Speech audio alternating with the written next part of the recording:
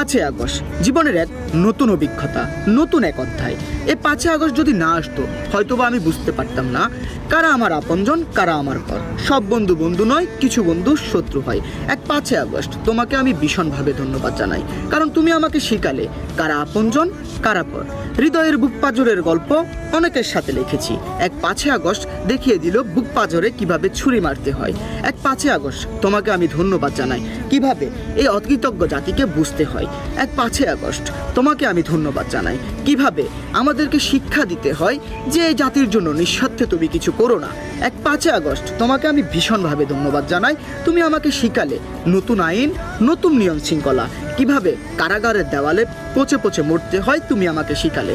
হাজারো নামহীন অনেক ছাত্রলীগ নেতা, ছাত্রলীগ কর্মী থেকে শুরু করে এই দলের প্রতিটা নেতাকর্মী অন্ধকারে কারাগারে নিভিয়ে যাচ্ছে তাদের উজ্জ্বল আলোকিত ভবিষ্যৎ। এক 5ই আগস্ট তুমি আমাকে শিখালে কিভাবে মায়ের বুক থেকে সন্তান কেড়ে নিতে হয়। এক 5ই আগস্ট তুমি আমাকে বারবার অনুপ্রেরণায় প্রেরিত করেছ কিভাবে একটা মেয়েকে রাস্তায় গণধর্ষণ করতে হয়। এক 5ই আগস্ট তুমি আমাকে শিখালে কিভাবে নিয়ম শৃঙ্খলা তৈরি করতে হয়। আমি তোমাকে ধন্যবাদ জানাই, আমি তোমার কাছে কৃতজ্ঞ। তুমি না আসলে হয়তো আমরা বুঝতে পারতাম না জীবনের কোনো মানে কি ছিল। আজকে আমাদের কাছে স্পষ্ট হয়ে গেল এক 5ই আগস্ট আমাদের জীবনে এসেছিল বিদায়। আজকে আমরা উদ্ভাসিত আলোর সাথে দেখা পাচ্ছি।